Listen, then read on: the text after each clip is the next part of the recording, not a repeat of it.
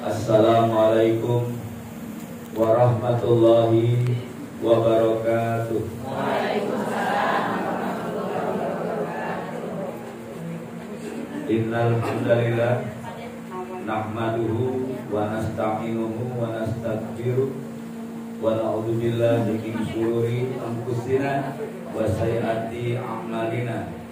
May yahdihillahu fala mudilla lahu wa may yudlil fala hadiya lahu.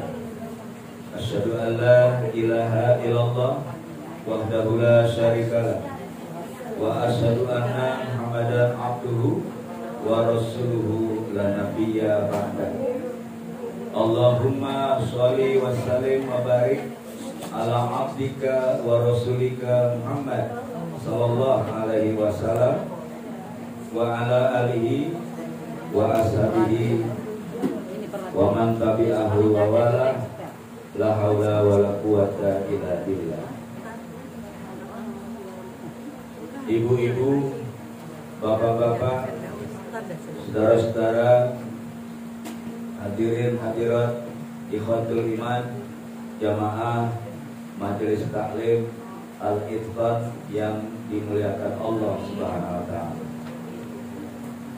Kembali segala puji dan syukur kita panjatkan kehadirat Allah yang telah berkenan mempertemukan kita kembali di majelis yang mulia ini di bulan Ramadan yang penuh barokah ini. Semoga pertemuan kita dirahmati dan diberkahi Allah Subhanahu wa taala.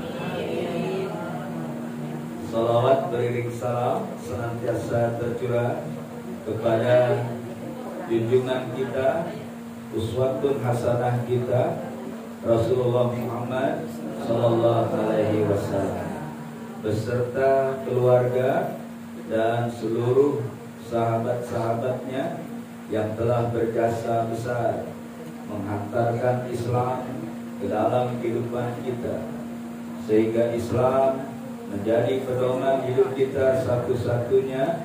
Kita hidup dalam keadaan Islam, menjalankan prinsip dan nilai-nilai Islam. Insya Allah suatu saat kita wafat, menutup mata, menutup usia, kita masih istiqomah berada di jalan Islam. Wala tamutunna illa wa antum muslimun. Allah berpesan, berwanti-wanti, jangan coba-coba Anda mati, jangan berani-beranian Anda mati, kecuali mati dalam keadaan Islam. Karena mati selain mati Islam adalah mati sesat dan ditolak oleh Allah Subhanahu wa taala. Ibu-ibu dan bapak-bapak, shaimin dan shaimat yang mulia, saya datang ke sini dalam keadaan mokokehe kalau bahasa Manado. Dalam keadaan mau batuk gitu ya. Mokokehe itu mau batuk. Yang bilang almarhum Ustadz Insan Mokokinta. Jadi saya sekarang lagi batuk-batuk Bu. Saya udah siap tisu. Mohon maaf Bu, nanti kalau saya waktu on air batuk-batuk mohon maaf. Tetapi kalau saya nggak datang ke sini, rugi saya nggak bisa ketemu sama salah satu jamaah terbaik di Jakarta ini. Judul yang saya siapkan untuk ibu-ibu adalah bapak-bapak itu tadi, yang tadinya biasa ya Bu ya, menjadi luar biasa. Yang tadinya biasa jadi luar biasa.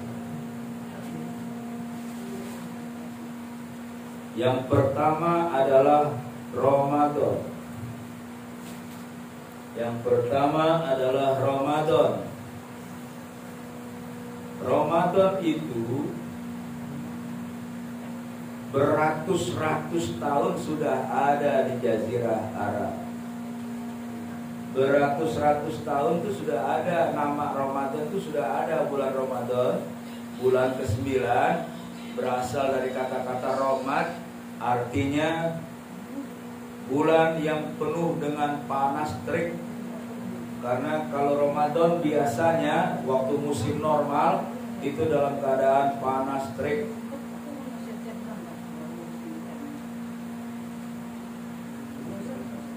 Tadinya juga Ramadan itu bulan yang biasa-biasa saja. Ramadan menjadi bulan yang luar biasa setelah Allah Subhanahu wa ta'ala menurunkan Al-Quran pada bulan ini. Dia menjadi bulan yang luar biasa setelah Allah turunkan Quran di bulan ini. Ini ayatnya ibu-ibu. A'udzubillahi minasyaitonirrajim. Syahrul Ramadan allazi unzila bihil Qur'an.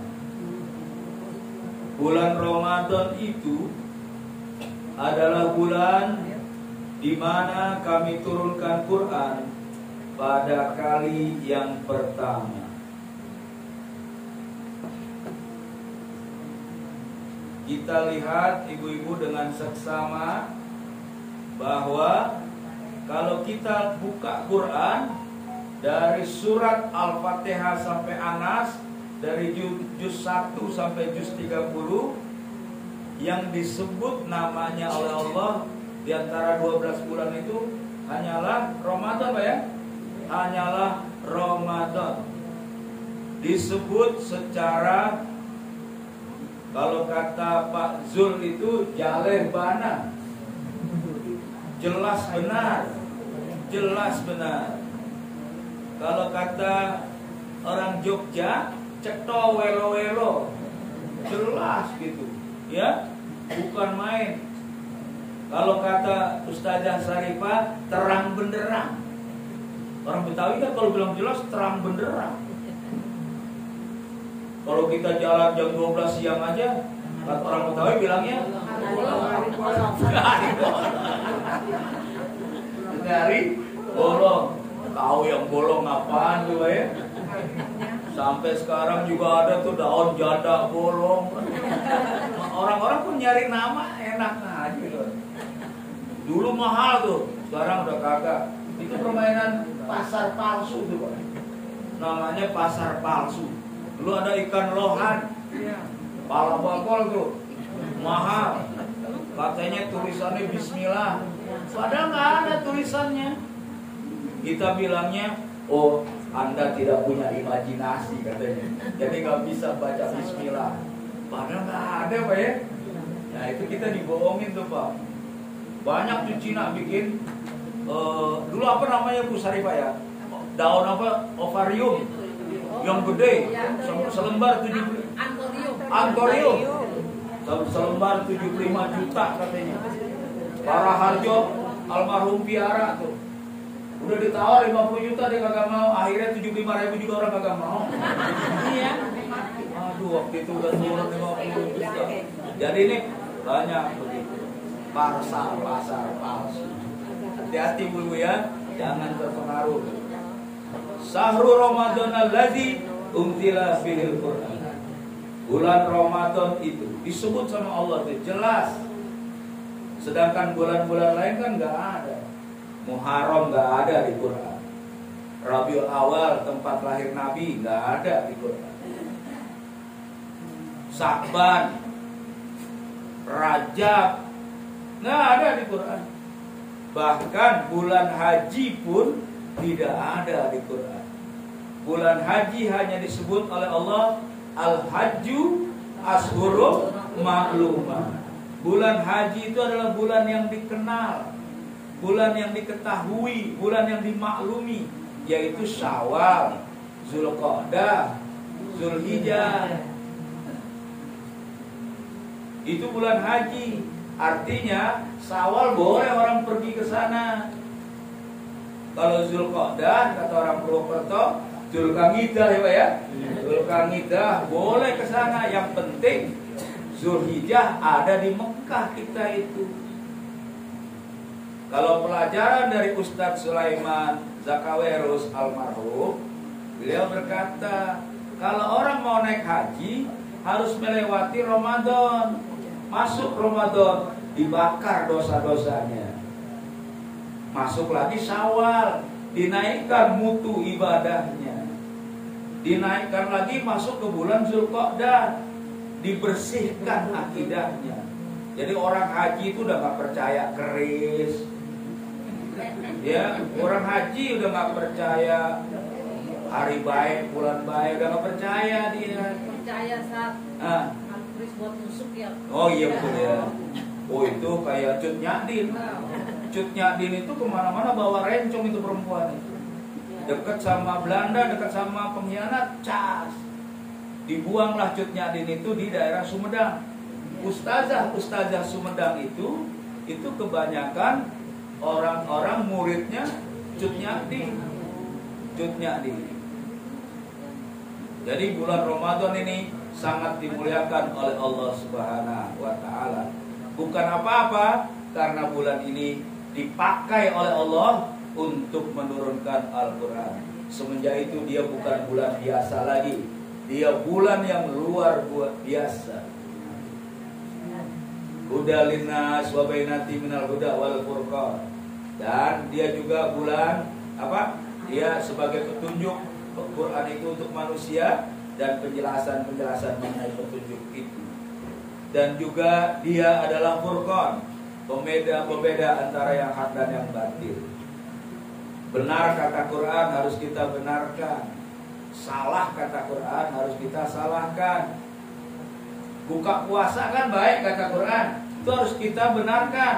Jangan ikut-ikut orang yang gak buka puasa karena takut sama Covid. Makanya sekarang Ustadz Anwar Abbas, wakil ketua MUI, hebat tuh dia tuh. Kenapa Covid selalu menyasar umat Islam? Padahal kemarin ada show di Purple, Pak. Band super group heavy metal dari Inggris, puluhan ribu tuh. Obat Covid kagak ada di situ. Giliran orang mau buka puasa, paling buka puasa puluhan orang, ratusan orang, langsung tidak boleh obat Covid. Ya kan? Masya Allah, ya kan? Jadi kalau kata Pak Din Samsudin, tidak ada ketaatan bagi pemimpin yang bermaksiat kepada Allah. Sekarang orang-orang ini berani-berani loh, Pak. Jadi ustadz-ustadz udah kalah sekarang sama pejabat-pejabat resmi kan. Berani-berani kan. Alhamdulillah. Bapak-bapak dan ibu-ibu sekalian yang mulia. Selanjutnya, Lailatul Qadar. Lailatul Qadar ini juga tadinya bulan malam-malam biasa. Malam biasa Lailatul Qadar ini. Ya, ini Lailatul Qadar. Malam biasa. Lailatul Qadar itu sudah malam yang sudah terjadi beratus-ratus tahun yang lalu. Beratus-ratus tahun yang lalu. Tetapi begitu dia dipakai oleh Allah untuk menurunkan Quran, inna anzalnahu fi lailatul qadar, sesungguhnya kami turunkan Quran pada malam kemuliaan itu. Kalau di surat Dukhan ayat 4, Lailatul Mubarak, malam yang penuh keberkahan. Maka Lailatul Qadar berubah menjadi khairun min alfi. Dia lebih baik daripada 1000 bulan. Dia lebih baik daripada 1000 bulan.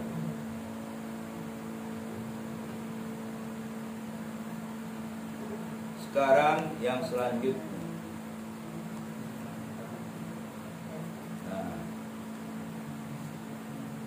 ini ibu-ibu tahu kan? Ini Gua Hiro. Ini Gua Hiro. Besok ibu-ibu mau diajak umroh sama Ustazah Sarifah, harus kesini nih. Emang agak susah ya Pak? Oh nggak kuat? Iya nggak kuat.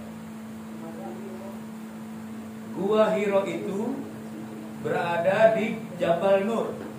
di gunung cahaya itu, ya kan? Jabal Nur itu kalau kita di atas Jabal Nur itu seluruh kota Mekah kelihatan dari Jabal Nur. Maka Nabi memilih Gua Hira itu untuk dia bertahanut, berkontemplasi. Kalau kitanya apa ya, merenung itu ya, kelakuan orang-orang jahiliyah luar biasa. Orang bunuh orang seenaknya saja. Orang memperkosa seenaknya aja. Menzolimi orang, injek-injek orang seenaknya aja. Bahkan jahiliyah itu, Bu, Abu Jahal itu istrinya kan 119. 119. Makanya ketika Nabi membatasi 4, maka dia bilang, "Encing lo yang 115 mau dibuang kemana?" kata dia kan. 115. Itu nggak ada apa-apanya dengan salah satu kaisar bangsa Ming dulu. Bangsa Ming itu istrinya 1000, ibu-ibu. Istrinya 1000. Ya kan? Kalau malam ini satu orang aja, itu 3 tahun kemudian baru ketemu sama istri yang pertama. Ya kan? Kalau kata Zainuddin MZ, yang aneh heran, kapan tuh raja pakai kolornya, kata dia.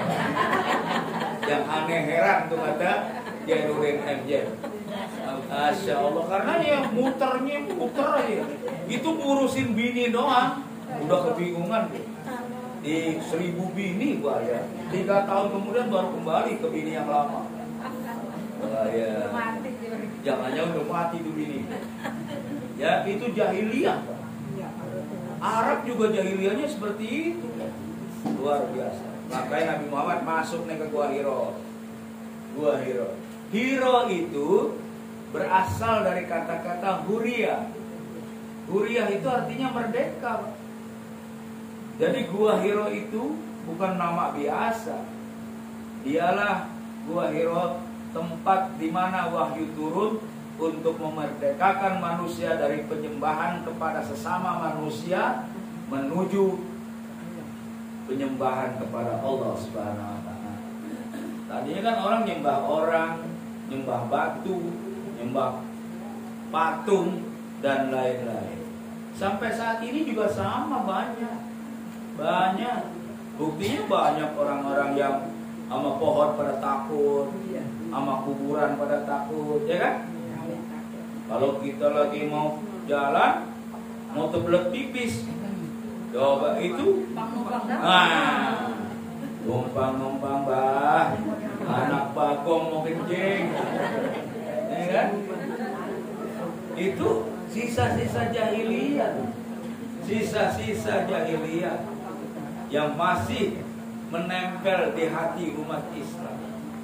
Nah, Nabi Muhammad tadinya juga dia adalah pemuda biasa dia tadi. Tadinya pemuda biasa. Ya.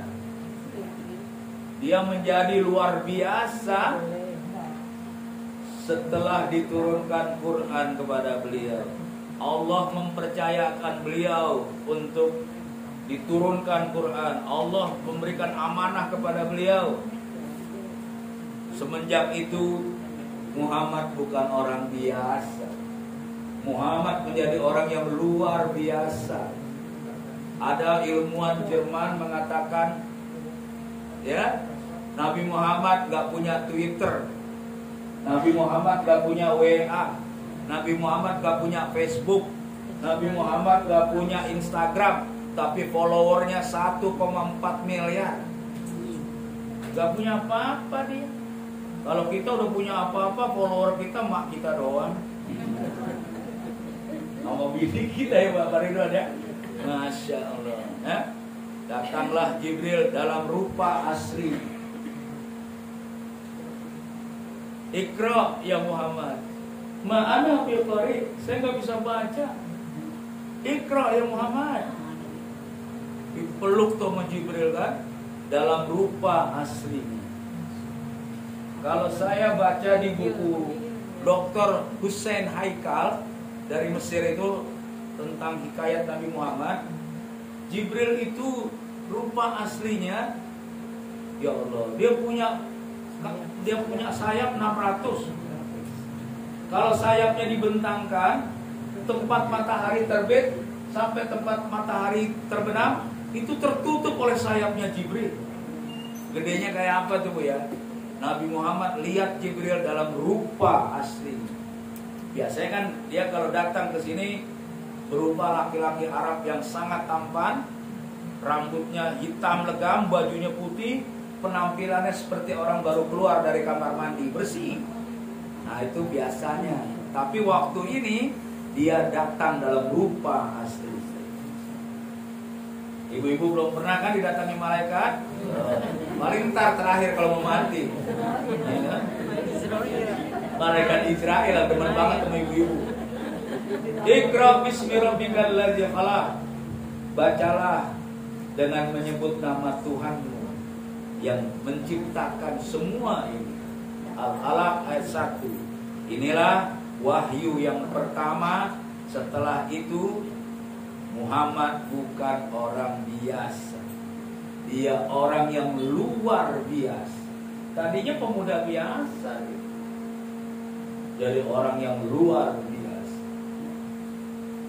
Bahkan Michael Hart dalam buku 100 Men who most influential in history, dalam bahasa Indonesia 100 tokoh yang merubah sejarah dunia. Nomor 1 Nabi Muhammad, nomor 2 Isaac Newton, nomor 3 Yesus Kristus, nomor 4 Buddha, Einstein nomor 10, Pak Harto kagak ada, Pak Habibie nggak ada, Pak Karno nggak ada, apalagi dia. Ibu-ibu tahu aja dah. Ijazahnya dia belum kelar. Ibu ya. 100 tokoh tuh. Nabi Muhammad nomor 1. Waktu itu datang Pak Michael Hart itu datang ke sini tahun 84, wartawan Tempo yang wawancara dia. Pak Michael Hart, Anda kan Kristen, ilmuwan. Kenapa Anda menempatkan Nabi Muhammad sebagai orang nomor 1? Kata dia sederhana. Seluruh perbuatan Nabi Muhammad, kata-kata Nabi Muhammad itu dicatat. Kalau nggak salah kata dia namanya kitabnya itu Al-Hadis kata dia. Benar kan? Dari buang air besar, keluar, masuknya bagaimana catat. Terusnya lagi dia tidur catat, makan dicatat, jalan dicatat, bicara dicatat semuanya. Sampai dia mendekati istrinya pun dicatat. Ya kan? Semua tuh nggak ada. Makanya kalau hadis yang untuk masalah pribadi serahkan kepada Aisyah radhiyallahu anha. Bagaimana Nabi mandi junub itu Aisyah yang yang tahu persis karena pandangan mata hadisnya itu. Masalah pribadi. Dia tanya itu, Napoleon boleh terkenal. Bagaimana cara Napoleon buang air besar? Nggak ada. Ya kan? Kata dia itu. Hitler boleh terkenal. Bagaimana cara Hitler makan? Nggak tahu.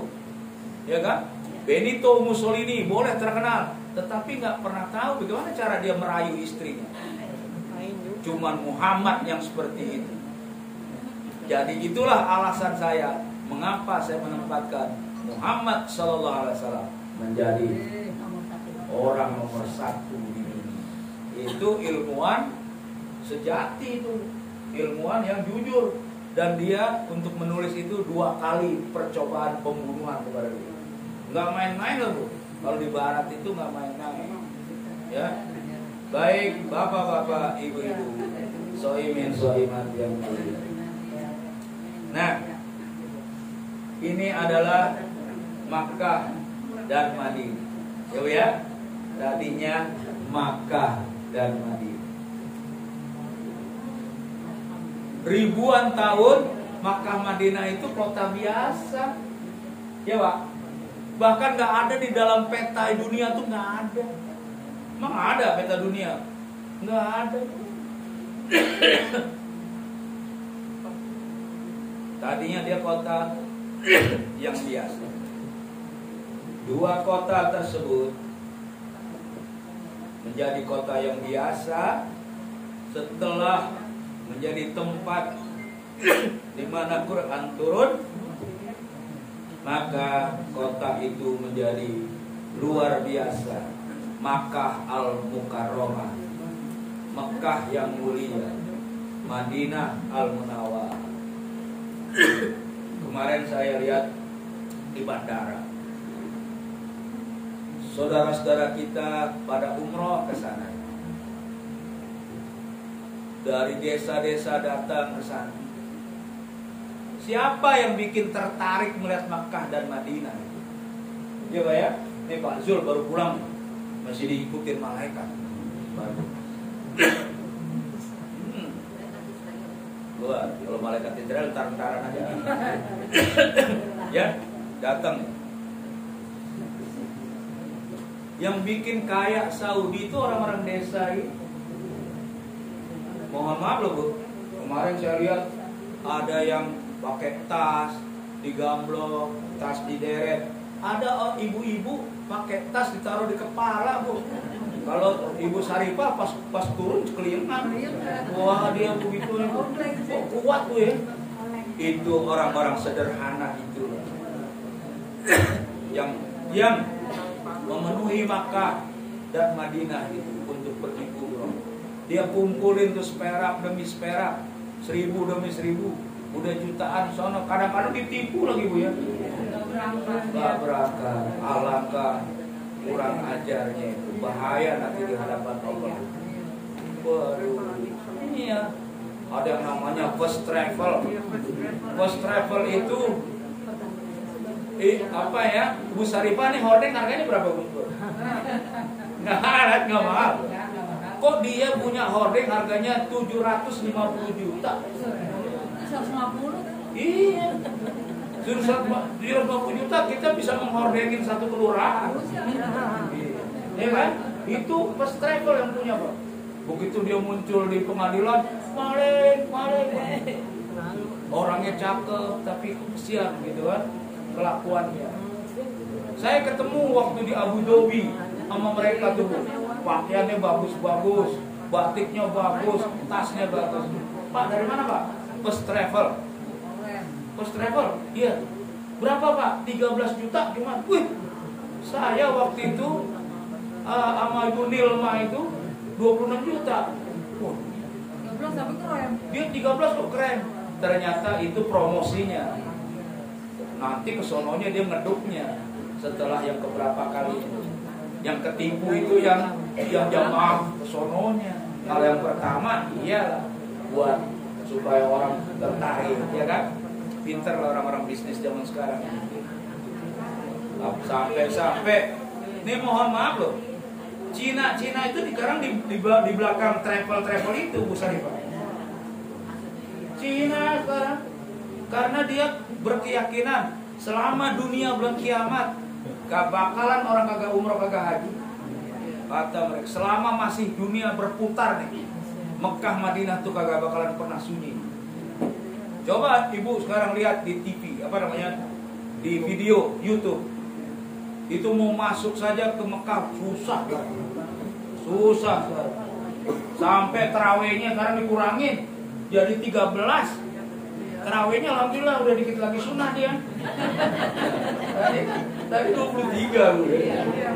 Kalau menurut catatan yang saya baca, tarawih 11 itu dari zaman King Abdul Aziz Saudi sampai Faisal.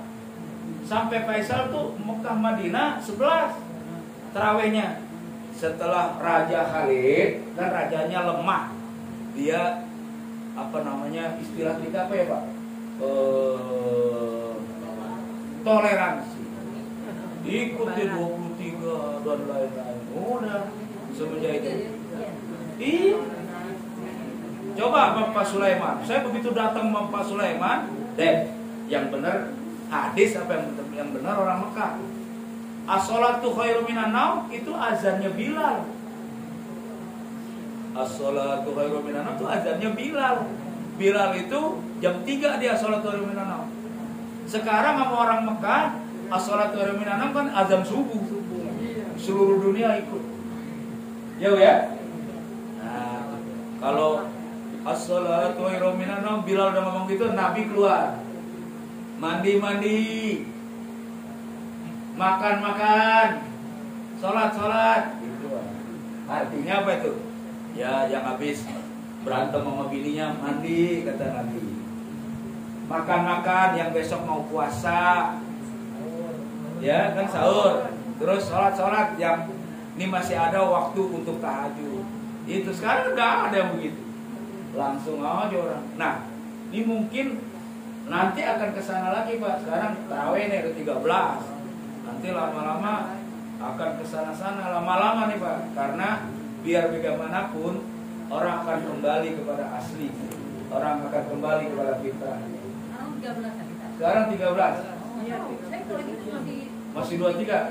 Mulai puasa ini. Mulai Ramadan. Dan itu bukan hoax loh.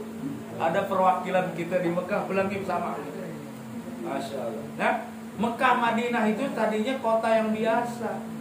Dia menjadi kota yang luar biasa setelah Allah menempatkan kota itu turunnya Al-Quran. Maka istilahnya kan ada surat Makkiyah, ada surat Madaniyah. Itu artinya kan Makkiyah tempat turunnya di Mekah, Madinah, Madaniyah turunnya di Madinah.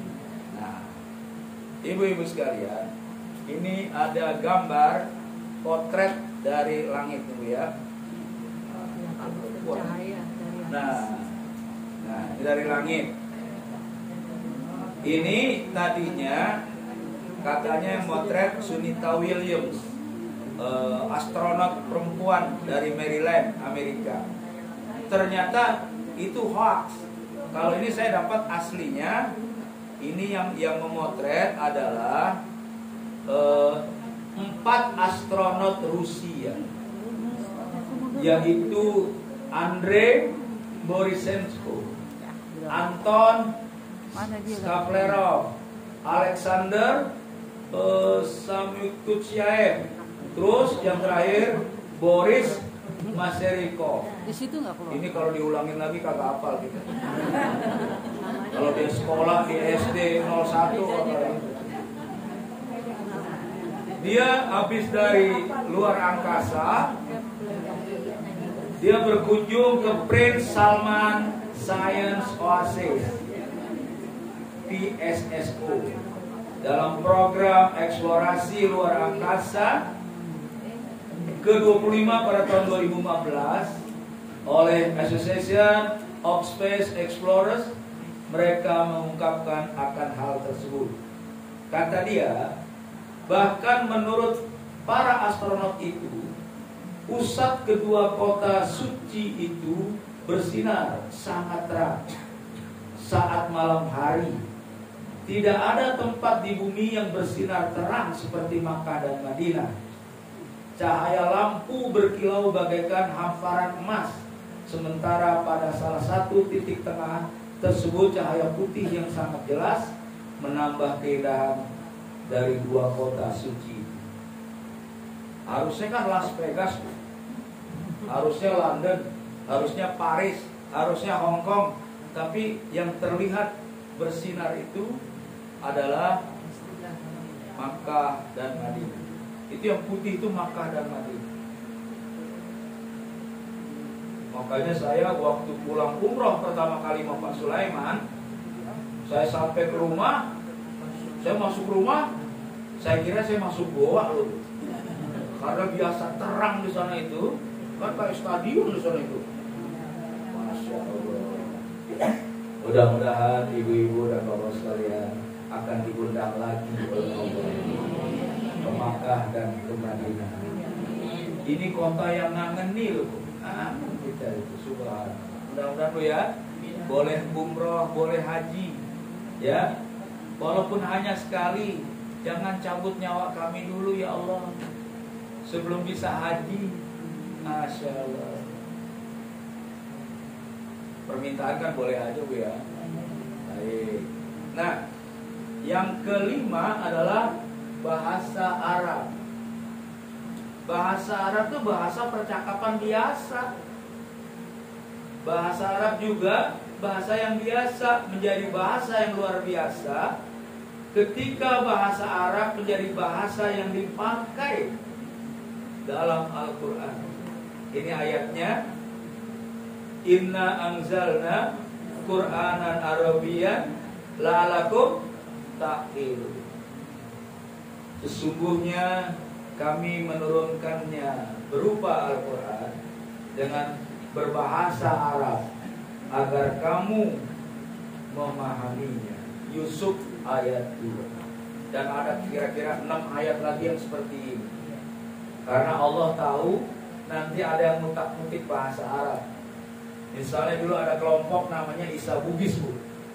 Pernah dengar nggak Ustazah Sarifah? Isa Bugis pernah datang ke daerah saya, ke Masjid Istiqomah. Pengikutnya udah 10 lebih. Dia ngata-ngatain khotbah Jumat itu dongeng, kata dia. Dongeng-dongeng biasa. Kata dia bahasa Arab itu apa? Bahasa Quran kata dia bukan bahasa Arab, tapi bahasa Nur. Nur itu kan bahasa Arab, Pak. Saya bilang kan. Bahasa Arab, bahasa Inggrisnya lain. Nah, akhirnya saya datang ke Ustadz Amin Jamaluddin, ahli kesesatan di Indonesia. Namanya Pak Amin Jamaluddin. Pantri, saya datang bersama beberapa DKM masjid. Pak, tolong Pak, kami punya apa ini kelompok Isa Bugis yang apa namanya yang perlu diajak berdebat. Kata Pak Amin Jamaluddin, bukan saya ahlinya. Kalau saya ahli Islam Jamaah, saya ahli Syiah. Jadi siapa? Fauzi Agustik. Ustadz Fauzi Agustik ini anaknya Pak KMS Agustik. Dulu dia penerjemah Pak Harto waktu bertemu sama Raja Faisal. Pak Agustik. Bapak-bapak, ibu-ibu perlu tahu akhlaknya Pak Agustik. Dia ini waktu di Masyumi dia sekretaris Pak Nasir. Pak Nasir ditangkap. Waktu itu Parmusi dan lain-lain melamar dia jadi apa namanya? Jadi sekretaris umum. Macam-macam organisasi Islam juga sama. Kata dia, maaf bapak-bapak sekalian, saya dengan Pak Nasir seperti suami istri. Dia ketua, saya sekretaris. Dia saya tunggu karena belum ada talak dari Pak Nasir kepada saya. Bayangin itu. Padahal tawaran rumah, tawaran mobil, tawaran duit, nggak tertarik orang-orang dulu. Kalau Masyumi yang dulu tidak tertarik. Tidak tertarik. Luar biasa. Dan juga orang Masyumi dulu seperti Pak Muhammad Rum, itu jalan pakai mobil ketemu Kasimo. Kasimo itu Parkindo, Bu. Partai Kristen Indonesia.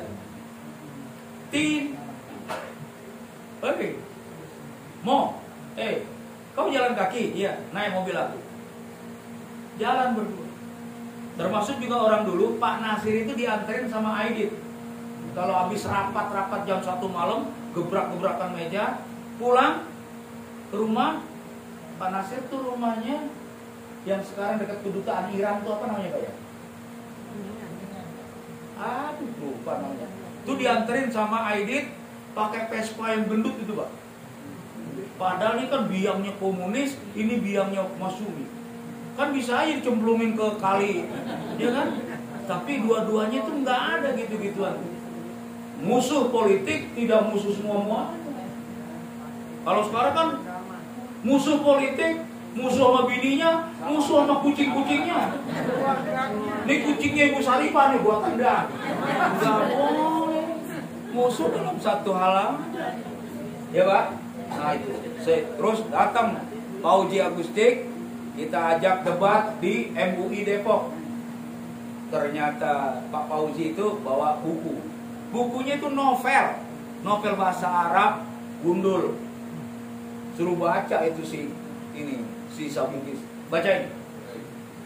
Dia belum baca, saya baca kepentingannya apa? Saya baca mesti punya proposal ini, saya baca mesti punya gini. Baca, kagak bisa. Lo nggak bisa menyesatin orang lo. Ternyata Kiai Kisah Bugis itu dulu itu pernah disidang sama Buya Hamka dan Pak Rasidi, nggak ngerti bahasa Arab juga, bilang Quran bukan bahasa Arab. Dari mana lo? Ngerti bahasa Arab juga enggak. Yang menyidang itu Rasidi. Rasidi itu menteri agama pertama di Indonesia. Pintar banget tuh orang. Kalau menteri sekarang kan ya Bu ya. Dulu kalau menteri-menteri zaman Pak Harto itu Profesor Mukti Ali. Ya orang pintar gitu kan. Profesor dulu. Munawir Sajali juga doktor ya kan. Lumayan gitu kan. Kalau sekarang ini sih ya. Baik ibu-ibu sekalian yang mulia. Nah, baik. Ibu kenal ini kan? Bilal bin Rabah. Ini kira-kira rekayasa ini wajahnya nggak seperti ini. Ya kira-kira. Bilal bin Rabah bukan orang biasa aja, bahkan budak belian. Budak belian berasal dari Ethiopia. Kalau orang Islam bilangnya Habasyah. Ya, dia datang ke Mekah sebagai budak belian, budaknya Umayyah. Dia menjadi orang yang luar biasa, bahkan sendalnya kedengeran di langit ketujuh. Karena apa? Karena dia menerima Al-Quran di hatinya, menerima Al-Quran di kepalanya, menerima Al-Quran di seluruh tubuh. Bilal bin Rabah, orang biasa. Nah, ibu-ibu dan bapak-bapak jamaah Majelis Taklim Al-Itqan yang mulia, yang ketujuh, ya, ibu ya,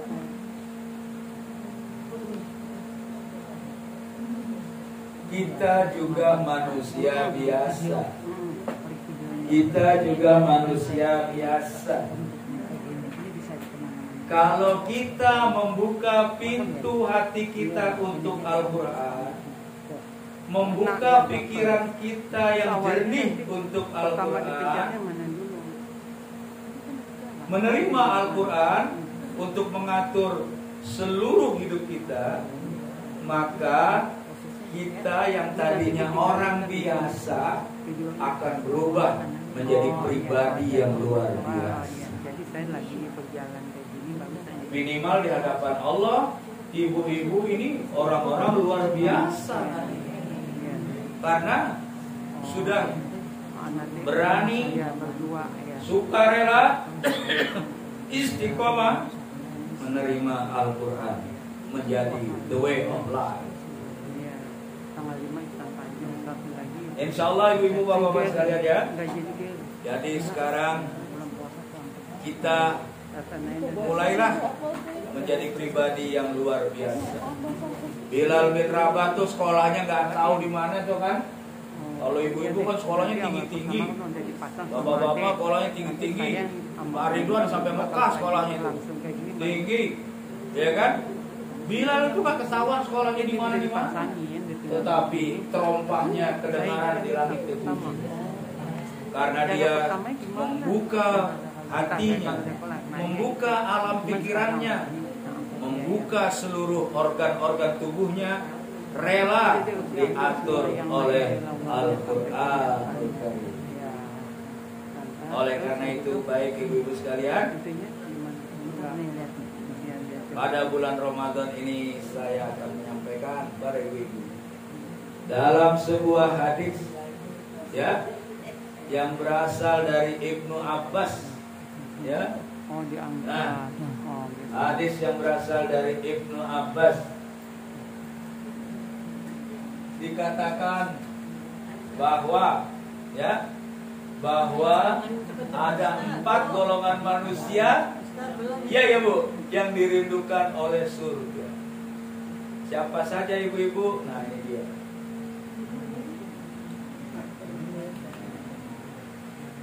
Orang-orang yang dirindukan oleh surga. Yang pertama al-jannatu mustaqatun ila arba'in nafar. Surga merindukan 4 golongan manusia. Nah, siapa saja mereka? Pertama adalah berkenaan dengan Quran, talil Quran. Orang yang gemar membaca Quran. Orang yang demen membaca Quran. Nikmat dia baca Quran. Ibu-ibu tanya sama diri kita, terakhir baca Quran kapan? Lagi Bu ya? Alhamdulillah. 1 hari 1 juz? Insya Allah. Bapak-bapak juga? Oh, kita dirindukan Quran loh. Dirindukan surga. Itu baru baca doang. Bagaimana mengamalkan Quran? Bagaimana menghafalkan Quran? Bagaimana mendakwahkan Quran?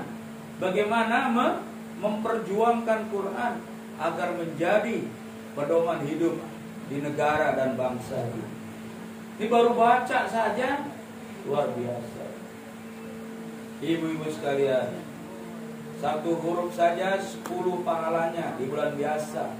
Di bulan Ramadan kali 70, 700. Kalau 1 juz, kalkulator ibu-ibu rusak. Gak mampu, ya kan? Alangkah sayangnya kita ketemu sama Ramadan dalam keadaan hidup, betul Bu? Dalam keadaan bernyawa, sehat, kok kita nggak mampu untuk membaca Quran. Tapi kalau ibu-ibu nih, bukannya nggak mampu, kalau ibu-ibu harus segera menularkan pembacaan Quran minimal pada keluarganya. Lo mau nggak dirindui surga? Gitu Bu. Dirindui sama orang cakep aja kita mau banget. Dirindui sama orang ganteng kita mau. Ini surga yang belum pernah mata memandang, belum pernah kuping mendengar, belum pernah hati menghayalkan. Itu rindu sama kita. Ya Allah. Rindu sama ibu-ibu, rindu sama bapak-bapak yang di luar sana. Masya Allah. Pertama adalah itu talil Quran. Yang kedua, wahafizil lisan. Orang yang pandai menjaga lisan. Orang yang pandai menjaga lisan. Lisan kita ini kalau udah ngomong kayak kereta, tidak bisa dibendung. Ya, udah gak ada pilihannya itu. Apakah mengandung ghibah, mengandung cerca, mengandung hina, mengandung. Ini mohon kepada Allah Subhanahu wa taala. Ya Allah, berikan saya kekuatan untuk menahan lidah saya. Ini berat loh lidah ini. Kalau kata orang Melayu, kalau tangan kena pedang atau kena belati, banyak obat yang kita bisa cari. Tapi kalau kata-kata menoreh hati, nak kemana obat nak dicari?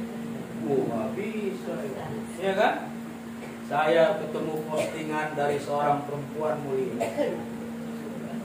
Ya, kata dia begini, janganlah lidahmu menyebabkan orang tersakiti karena lidah. Dan lebih parah lagi, jangan sampai karena lidahmu seorang hamba nangis di hadapan Tuhannya. Gimana coba? Gara-gara omongan kita, dia harus sujud di hadapan Allah. Ya Allah, sakit hati saya ya Allah. Itu orang ngomongnya tajam banget ya Allah. Ngata-ngatain saya, keluarga saya, suami saya. Tolong ya Allah, buktikan keagungan-Mu ya Allah. Mau ngomong apa kita? Jangan sampai ada orang yang nangis karena kata-kata kita dan dia mengadu kepada Tuhan. Ya, kenapa? Kalau kita memuji orang, itu sebetulnya kita sedang menghibur manusia. Tapi kalau kita menghina orang, kita sedang memuaskan hati kita. Betul, Bu? Sekarang yang ketiga, wamut imir ji'an, orang-orang yang suka memberi makan orang-orang yang lapar. Orang-orang yang suka memberi makan orang-orang yang lapar. Mumpung Ramadan, belum tentu 2024 akan ketemu. Ibu-ibu yang punya rezeki yang banyak, buka meja di depan rumah, taruh kolak, taruh teh manis panas, taruh korma, taruh biji salak, bukan biji salak beneran, kan saking berkahnya biji salak di bulan lain keras, di bulan Ramadan kan empuk. Pacar Cina, pacar Tiongkok, taruh situ, tulisin silah bakwan gorengan, iya kan? Iya. Sebab ustaz-ustaz juga pernah berdebat sama saya. Begitu makan buka puasa, ustaz minum langsung gorengan. Ustaz, Rasulullah kan korma dulu. Kata dia, korma sunnah, gorengan wajib. Gorengan itu adalah makanan nomor 1 bangsa. Mana ada orang yang kagak suka sama gorengan. Ini saya bantu korban gorengan. Ya kan? Iya, gorengan. Masya Allah. Taruh, Bu, di depan rumah kita makanan-makanan tadi, tulis tuh. Silahkan buat para musafir, takjilan di sini, buka di sini. Iyalah. Ya kan? Depan rumah saya juga gitu depan. Tapi lantaran motornya kenceng-kenceng ya, wah, akhirnya sampai maghrib para musafir nggak ada yang berhenti. Akhirnya tetangga pada marahin. Ada tulisan besoknya, silakan tetangga asal jangan malu. Sekarang orang mau buka puasa dilarang, Pak ya. Ini kan melawan hadis ini, iya kan? Nah, Masya Allah. Orang yang memberi makan orang berpuasa pahalanya sama orang yang puasa, tanpa dia terkurangi sedikit pun. Dilarang. Larangan itu ditaati apa jangan, Bu? Jangan. Ini suruhan Rasulullah, orang terbaik di kolong langit ini. Nah, yang keempat, wasohimin fi sahri Ramadan. Orang yang dirindukan surga adalah mereka-mereka yang berpuasa di bulan Ramadan. Bapak-bapak, ibu-ibu, insya Allah saya adalah orang-orang yang dirindukan surga. Karena kita hari ini ikhlas benar-benar dengan iman wahtisaban, kepingin berpuasa, kepingin diampunin Allah, kepingin diridhoi Allah. Ibu-ibu dan bapak-bapak, insya Allah adalah mereka-mereka yang dirindukan oleh surga. Nah,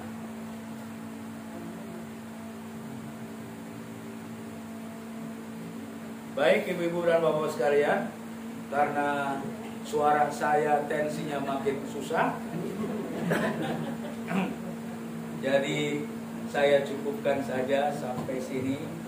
Karena di bulan puasa biasanya kan Ibu Sarifah masih saya teh gini ya, nah ya kan, karena iya, karena sekarang kagak, insya Allah setelah Lebaran mudah-mudahan Allah masih mengizinkan kita bertemu lagi di tempat yang mulia.